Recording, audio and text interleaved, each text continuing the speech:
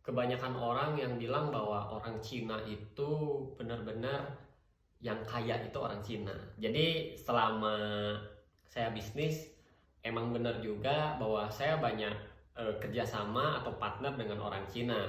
Jadi saya akan ngasih 5 tips kenapa orang Cina itu bisa benar-benar kaya.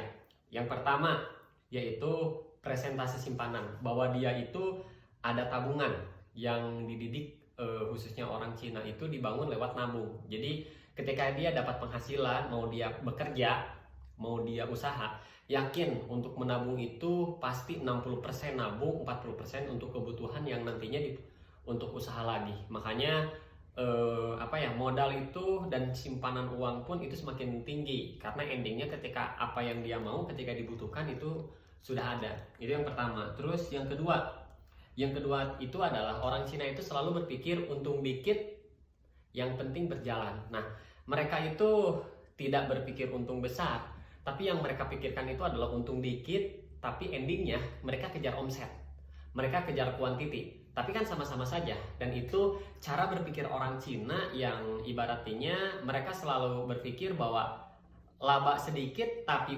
kuantitinya banyak itu jauh lebih berharga, karena endingnya yang mereka pikirkan adalah kedepannya.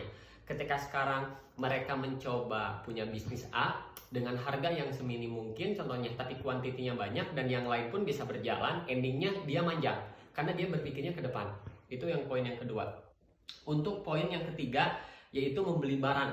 Rata-rata orang Cina itu membeli barang murah karena mereka dididik untuk tidak terlalu hedonis dan tidak terlalu memaksakan apa yang mereka belum bisa.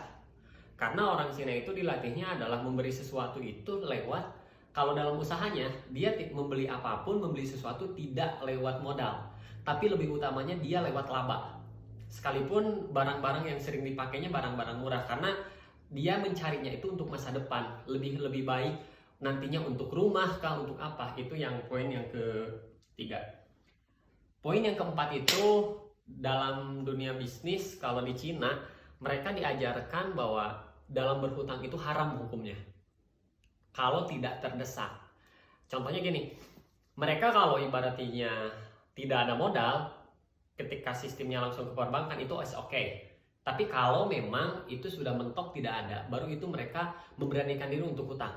Tapi kalau mereka sudah ada ibaratnya ada budget dan ada lain-lain, mereka itu haram hukumnya untuk berhutang ke yang lain, karena mereka berpikirnya tutup lubang, gali lubang, masuk jurang. Itu mereka sudah ada perhitungannya dan lain-lain. Makanya orang Cina selalu berpikir masa depan dan selalu berpikir hitungannya di luar nalar. Terus yang kelima, investasi.